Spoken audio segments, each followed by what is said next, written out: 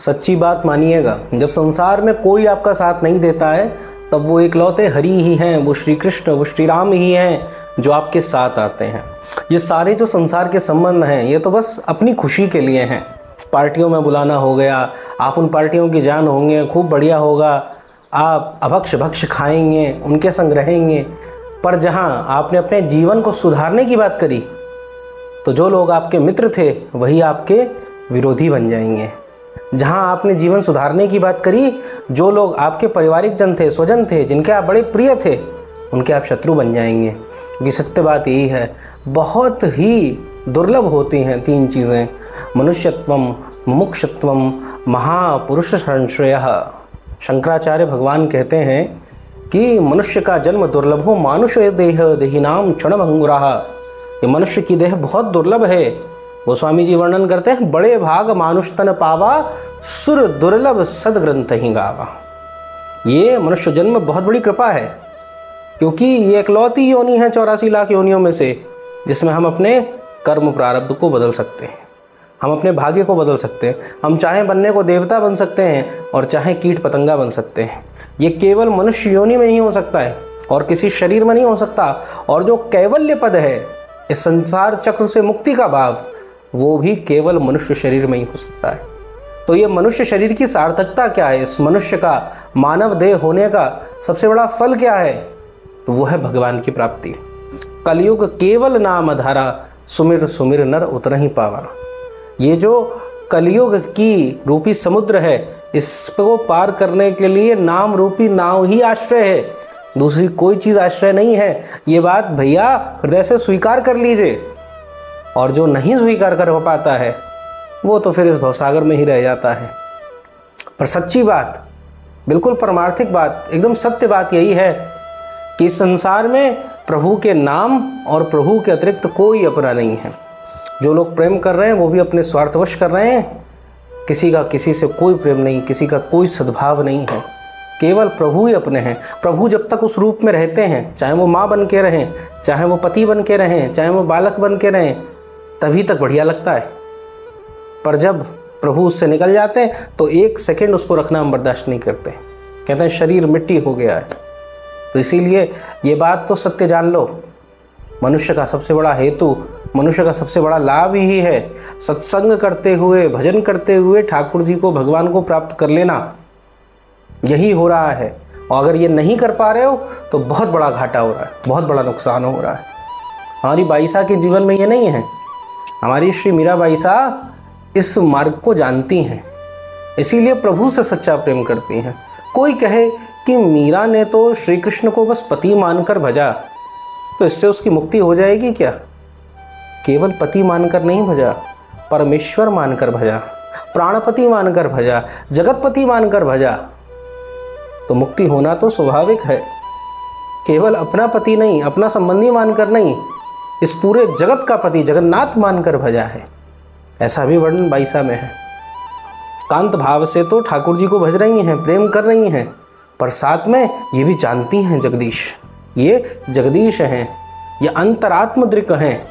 गोपियाँ कहती हैं, न खलु गोपिका नंदनो भवान अखिल देहि नाम अंतरात्म दृक्। जिस प्रकार से गोपियों को अगर भागवत जी में आप पढ़ेंगे तो श्री कृष्ण के लिए कभी शिकायत लेके यशोदा के पास जा रही हैं, कभी गोपियाँ जो हैं श्री कृष्ण के ऊपर खींच रही हैं, कभी पनघट पे उनको सुना देती हैं। पर वही गोपियाँ क्या कह रही हैं जब श्री कृष्ण नहीं है उनके सामने, तो कह रही हैं अखिल देहि नाम अंतरात्म दृक्। जो वेद वेदांत का सार है वो गोपी कहती है कि मैं जानती हूँ कि तुम परमेश्वर हो, परमात्मा हो। तो भक्त जानते हैं, परंतु अपने भाव के अनुकूल होकर उसको कभी कभार स्वीकार या उसको प्रकट नहीं करते हैं।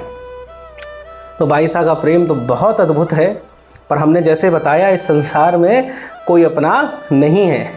जब तक प्रभु से हम नहीं मिल रहे हैं, लोगों के अनुसार चल रहे हैं, तब तक तो हम सबसे बढ़िया प्रेम करने वाले। पर जहाँ हमने अपना कल्याण करने का सोचा, बस वहीं से हम सबके विरोधी हो गए। सारे लोग हमसे रूठ जाते हैं। बाईसा के संग भी यही हुआ है। भोजराज जी जैसे पति प्राप्त हुए, सखा प्राप्त हुए, निवृत्तिनाथ जी, श्री बिहारीदास बाबा, राव दूदा जैसे सत्संगी, रतन सिंह जैसे पिता, झाली माता जी जैसी माँ, इन सब की प्राप्ति तो बाईसा को एक सरल जीवन दे रही थी, जहाँ पर भक्ति का जो ये बीज है अंकुरित हुआ, पल्लवित हुआ, पुष्पित हुआ, जिसने वृक्ष का आकार ले लिया। पर इस वृक्ष पर एक लक्कड़हारे की नज़र है और उसका नाम है राणा विक्रमादित्य। हर भक्त के जीवन में आते हैं कुछ ना कुछ ऐसे राक्षसी स्वभाव के लोग होते हैं जो भक्तों से जलते हैं। उनकी जो भी क्रिया है, प्रत्येक क्रिया, प्रत्येक भाव का उद्देश्य ये होता है इस व्यक्ति को मैं परेशान कर दूं। क्यों परेशान कर दूं? ये भजन कर रहा है प्रभु का, उन पर सहा नहीं जाता। आप माला करेंगे, अरे माला में क्या रखा है, आपको सुनाने लग जाएंगे। तो ऐसे लोगों के सामने बाईसा भी आगे देखो क्या करेंगे। पहले तो समझाने का प्रयत्न करो, क्योंकि हम सब मनुष्य हैं, हम सब एक ही प्रभु की संतति हैं, तो हम सबका आपस में संबंध है। मेरा कल्याण हो रहा है, इसका भी कल्याण हो, समझाने का प्रयास करो। एक दो बार समझाओ उसको, अपनी बात मनवाओ, वो जो कह रहा है उसको सहन कर जाओ। पर जब नहीं माने तो तजिए ताहि कोटि बैरी सम, यही हल है, दूसरा कोई और उपाय नहीं है। आप कहीं जा नहीं सकते तो अपने हृदय से निकाल दीजिए कि मेरा अब इनसे कोई संबंध नहीं है, मेरे तो प्रभु ही हैं। यही परमार्थ का विषय है। परमार्थिक को तो थोड़ा यहाँ कठोर होना पड़ता है, क्योंकि अगर वहाँ आसक्ति रखोगे तो भगवान से जो प्रेम है वो छूट जाएगा। अब बाईसा ने कितने कष्ट उठाए हैं देखो। ये विक्रमादित्य जब से राणा बना है, राजा बना है, उसके बाद बनते ही सबसे पहले श्री गिरधर लाल को चोरी कराया इसने।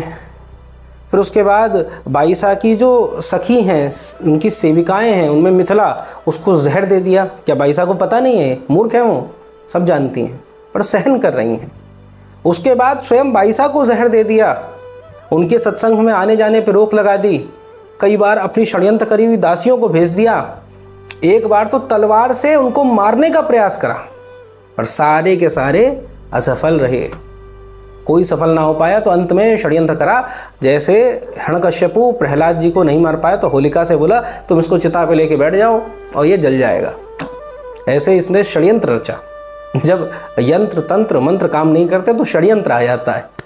तो षड्यंत्र आ गया, और षड्यंत्र ये था भूत महल में ले जाएंगे, इनको बंद कर देंगे, वहीं मर जाएंगे, यही विचार था।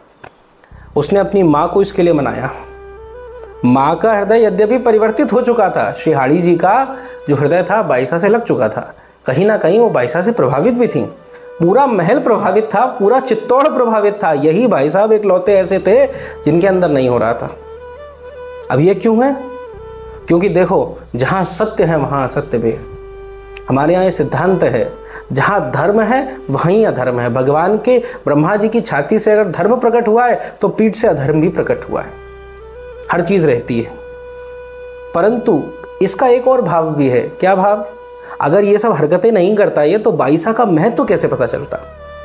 पहले तो संत कम आते थे, पर जब ये सब घटनाएं और लोग प्रचलित होने लग गई और संत आने लग गए, और उनके पास आजकल देखो चमत्कार को ही नमस्कार है। आज के युग में भी देखो तो उस समय भी वही हाल होगा। तो जब बाईसा के ये सब चमत्कार सामने आए तो कितने ऐसे आस्तिक लोग थे जो कहीं ना कहीं इस चीज़ में डोल रहे थे। बहुत लोगों के संग होता ये है, आजकल भी है, जैसे बच्चों के संग हम देखते हैं तो वो नास्तिक नहीं है, उनके अंदर आस्तिकता ही है, पर उनको पता नहीं है। कई बार कूल बनने के लिए नास्तिक बनने का भाव कर लेते हैं, कई बार उनको लगता है कि भगवान है नहीं है, इसमें डोलते रहते हैं। पर जब ये चमत्कार जैसी चीज़ें होती हैं तो वो जो जिनका हृदय बाहर है उनको बड़ा आकर्षण लगता है, उनको लगता है कि हाँ हमारा काम बन गया। तो प्रभु कई बार इसलिए भी ये लीलाएं कराते हैं। तो ऐसे ही विक्रमादित्य भी प्रभु की लीला का भागी है। भाई धन्य तो है, बाईसा का दर्शन तो करा ही है, पर इसको समझ में नहीं आ रहा है। तो इसने भूत महल में भेजा। 7 दिवस तक बाईसा रही है वहाँ पर, कुछ ग्रहण नहीं करा, कोई भोजन का साधन नहीं, महल बाहर से बंद कर दिया गया, जल पीने के लिए नहीं है वहाँ पे। अब राजस्थान की तो व्यवस्था जानते हैं, पानी की कितनी दिक्कत है। भाई 1-2 दिन व्यक्ति चलो खाने पीने के बिना रह लेगा, 7 दिन भी रह लेगा, पर जल के बिना कैसे रहेगा? पर बाईसा जब 7 दिन बाद मंत्रियों ने बहुत जोर डाला विक्रमादित्य पे, चाबी मांगी और उस भूत महल का द्वार खोला गया, तो एकदम तेज ज्योतिमय प्रकाश श्री बाईसा के मुख से निकल रहा है, और उस प्रकाश से सबकी आंखें चौंधी आ गई। जो इस अद्भुत तेज को देखा तो सारे मंत्री वहीं नतमस्तक हो गए। पूरा चित्तौड़ जो आया था वहाँ पर देखने के लिए, सब उनके नतमस्तक हो गए। पर ये देखने के बाद भी विक्रमादित्य नहीं माना। श्री बाईसा की जो सास हैं वो आकर जो राजमाता हैं समझाती हैं कि तुम्हें तो बड़ा कष्ट हुआ होगा, 7 दिन तक खाना पानी तो छोड़ो, जल भी नहीं मिला, तुम कैसे रह गई। तो बाईसा बहुत सुंदर वर्णन करती हैं। ये हर साधक को सुनना चाहिए। अब अगर हमको छोटी छोटी चीज़ों पर कष्ट होने लगता है तो यहाँ ध्यान देने वाली बात है, हमारा मन प्रभु में नहीं है। हमें लगता है ये चीज़ हमारे अनुसार नहीं हुई, वो चीज़ हमारे अनुसार नहीं हुई, ये काम हमारे अनुसार नहीं हुआ, तो इसका अर्थ ये है कि हमारा मन कभी प्रभु में लगा ही नहीं। अब मैं क्यों कह रहा हूँ, क्योंकि बाईसा इसका उत्तर यही देती है कि मेरा जो चित्त है, मेरा जो मन है, वो क्षुधा में नहीं था, वो प्यास में नहीं था, वो भूख में नहीं था, उनको तृप्त करने में नहीं था। मेरा मन तो गोविंद में लगा हुआ था, इसीलिए मुझे ये अनुभव ही नहीं हुआ कि मुझे प्यास भी लगी है। ये अद्भुतता है भक्ति की, ये अद्भुतता है भक्ति भाव की। आप समझने का प्रयास करें कि अगर हम अपने मन को प्रभु के श्री चरणों में समर्पित कर देंगे पूर्ण रूपेण, तो ये खाना पानी इन सब की कोई आवश्यकता नहीं है शरीर को। केवल वहाँ मन लगाने मात्र से, क्योंकि प्रभु आनंद कंद हैं, हर प्रकार का आनंद सुख प्रदान करने में सुख की राशि हैं, सामर्थ्यवान हैं, इसीलिए हमें भोजन की ज़रूरत भी नहीं है। कई सारे योगियों में भी ये चीज़ देखने को मिलती है। बाईसा योगिनी भी नहीं है, कुंडली उन्होंने आज्ञा चक्र तक जागृत कर ली थी, तो इसलिए कई योगियों में भी ये देखा गया है। जैसे श्री देवरा बाबा के संग हमने देखा कि कैसे बाबा जो थे वो नहीं ग्रहण करते थे, कुछ नाम मात्र फलाहार ग्रहण करते, कितने वर्ष रहे, पर काया प्रवेश, ऐसे अद्भुत अद्भुत चमत्कार हो जाते हैं। क्यों? क्योंकि प्रभु में चिंतन हो जाता है। संसार का चिंतन जहाँ आपका खत्म हुआ, प्रभु का चिंतन हुआ, तो संसार के परे का जो विज्ञान है वो खुल जाता है। इस संसार को विज्ञान चलाता है, साइंस कहते हैं ना। यहाँ की फिजिक्स है, यहाँ की केमिस्ट्री है, यहाँ की बायोलॉजी है, पर जब आप परमात्मा से जुड़ते हैं, परम शक्ति से जुड़ जाते हैं, तो यहाँ की केमिस्ट्री फिजिक्स आपको नहीं पकड़ पाती, इनको क्रॉस कर जाते हैं आप, इनको पार कर जाते हैं, आपका शरीर अलौकिक ऊर्जा को ग्रहण कर लेता है। ऐसा बाईसा के संग हुआ। इधर बाईसा से जो बहुत द्वेष करती थी, श्री भोजराज जी की ही बहन थी, विक्रमादित्य की बहन श्री उदय कुंवर बाईसा आई, और उनको भी अब क्षोभ लग रहा है। ये क्या हो रहा है, इन सबके हृदय में प्रभु की भक्ति नहीं थी, समझना मेरी बात को। बाईसा के संग ये सब लीलाएं देख देख के उदय कुंवरी बाईसा के अंदर भी अब भक्ति आ गई। तुरंत आई, बाईसा के चरणों में बैठ गई, सर रख दिया। हे भाभी सा, आप मुझे बताइए, रानी सा, कैसे भगवान को प्राप्त करें? मुझ जैसा अधम पापी भी भगवान को प्राप्त कर सकता है। मैंने ना माँ की सेवा करी, ना पति की सेवा करी, ना संतति का सुख लिया, क्या मुझे भी प्रभु की प्राप्ति हो सकती है? मैंने तो इस संसार में कोई अच्छा काम नहीं करा। बाईसा कहते हैं क्यों नहीं हो सकती, अवश्य हो सकती है। इस संसार में कोई ऐसा व्यक्ति है ही नहीं जिसको प्रभु की प्राप्ति ना हो सके, सबको प्रभु की प्राप्ति हो सकती है। पर विश्वास कैसे होगा? जब ये प्रश्न पूछा, बाईसा ने बड़ा सुंदर उत्तर दिया। एक चीज़ बताओ कि जब आपके हमारे जमाई सा आए थे आपसे ब्याहने के लिए, ब्याह करने के लिए, तो उससे पहले आपने देखा था उनको? उदय कुंवर बाईसा बोली, नहीं मैंने तो नहीं देखा था। आप जानती थी? बोले नहीं मैं जानती नहीं थी। आप पहचानती थी कहाँ हैं कैसे? बोले पहचानती भी नहीं थी। किसी प्रकार से आपको पता था? बोले नहीं बस नाम ही पता था और लोगों से सुना था।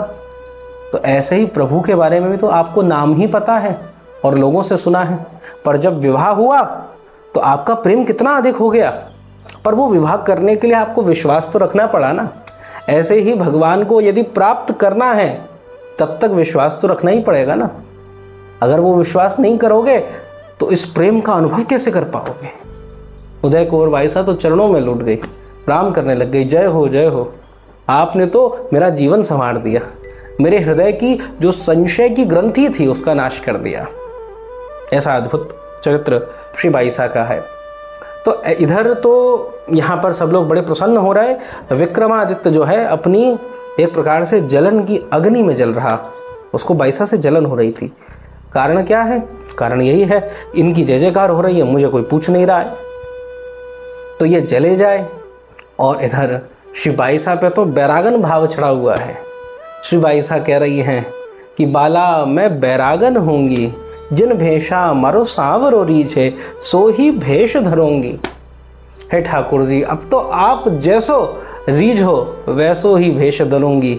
सील संतोष धरूं घट भीतर, समता पकड़ रहूंगी, और जाको नाम निरंजन कहिए, त्याग को ध्यान धरूंगी।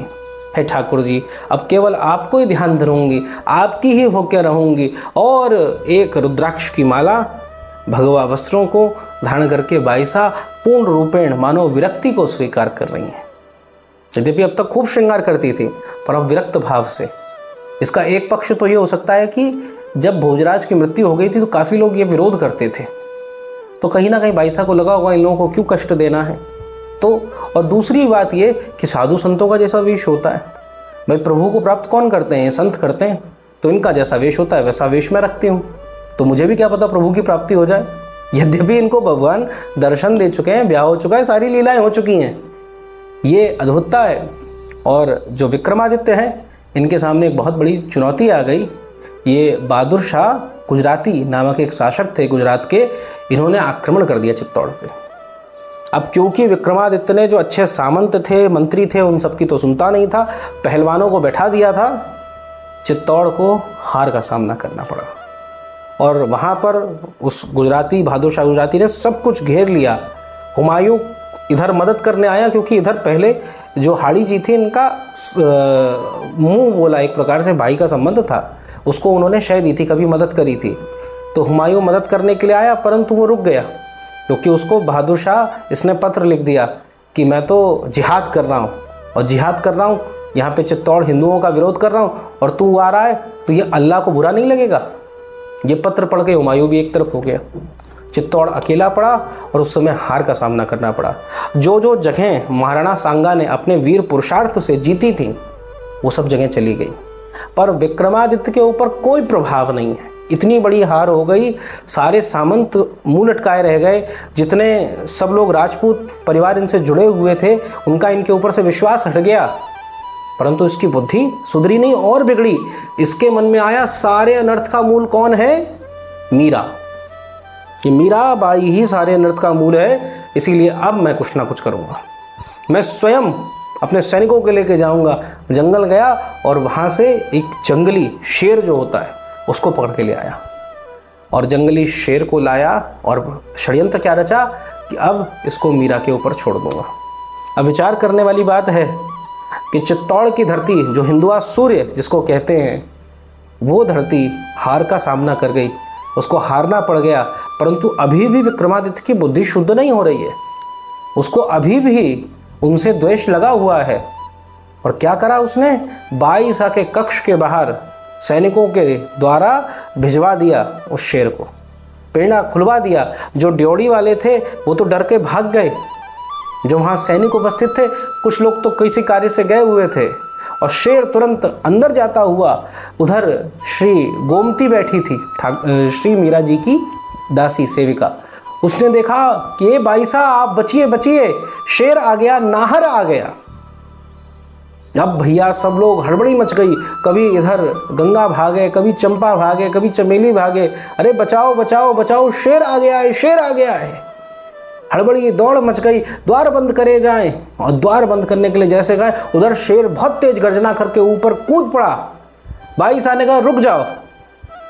इतना कहने की देर थी, भाई साहब ने अपने मुख से कहा रुक जाइए, चंपा चमेली गोमती गंगा ये सब कुछ करने की आवश्यकता नहीं है, बस खुले रहने दो कपाट। अरे तुरंत लाओ, मिठाई लाओ, फूल लाओ, पुष्प लाओ, तिलक लाओ, आज तो प्रभु पधारे हैं, आज तो भगवान पधारे हैं। धन्य हो प्रभु, हे नरसिंह भगवान आपकी जय हो। जैसे ही ये कहा तो जो शेर दहाड़ मार रहा था, जो पूर्णतः भूखा था, वो मांस के लिए हड्डियों को ऐसे ही चबा जाता था, खूंखार था, आदमखोर था, वो शेर शांत हो गया, उसने कुछ नहीं कहा। और अद्भुत बात देखिए क्या हुई, भाई साहब आगे आई, तिलक की थाली लेके आई, चंपा थोड़ी हिम्मत उनकी बनी, वो सब थाली वगैरह लेके आए, उन्होंने तिलक करा, उसने तिलक कराने के लिए माथा झुका लिया। जो शेर ऐसे ही कितने मनुष्यों को खा जाता था, आज वो मिठाई पा रहा है, दूध दही मेवा पा रहा है। और उसके बाद बाईसा की ओर उसने प्रेम भरी दृष्टि से ही देखा, क्योंकि उसके अंदर बाईसा ने भगवान का दर्शन कर लिया था।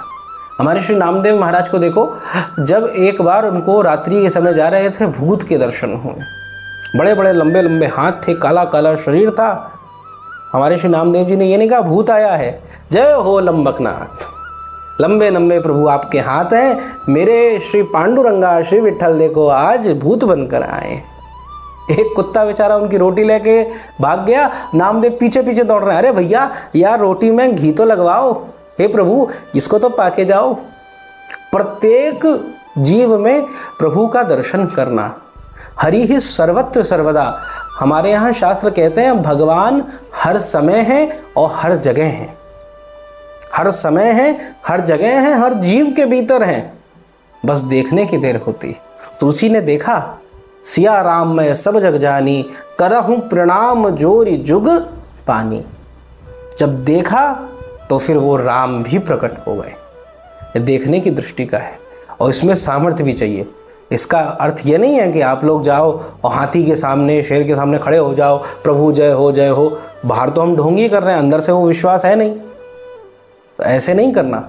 जब साधना की इतनी प्रबलता आ जाए, मन में कुछ चिंतन ना हो, मन में कोई थॉट विचार ना आए कि अरे ये शेर है, अरे नहीं ये भगवान है, ये सब ये जो संघर्ष है खत्म हो जाए, ये मेरे प्रभु हैं। जब ऐसा एकदम स्पष्ट चिंतन हो, तब भगवत प्राप्ति का मार्ग खुल जाता है, प्रशस्त हो जाता है। अब वो जो नाहर था, सिंह था, शेर था, वो बाहर निकल आया और इधर बाईसा का एक द्वारपाल जो था भीरू दौड़ते हुए आया।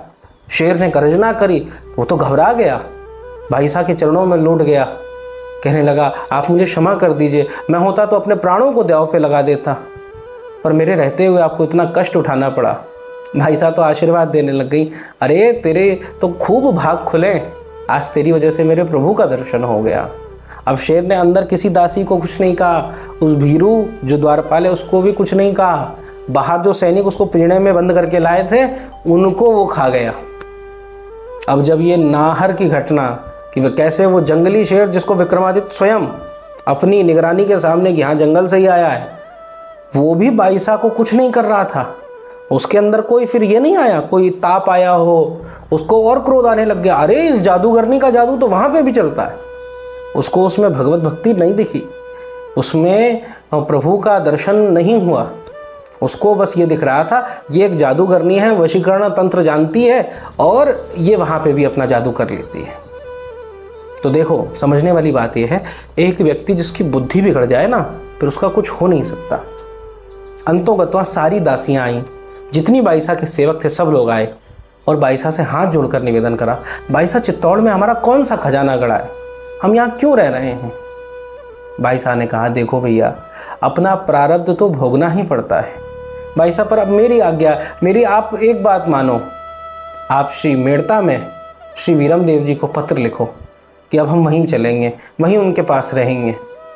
जब ऐसा कहा, यद्यपि हर बार श्री बाईसा टाल देती थी, पर इस बार स्वीकृति दी और बाईसा ने श्री वीरम देव जी को पत्र लिखा है। अब राव वीरम देव जी को जो पत्र लिखा उसकी जो चर्चा है वो हम आगे करेंगे।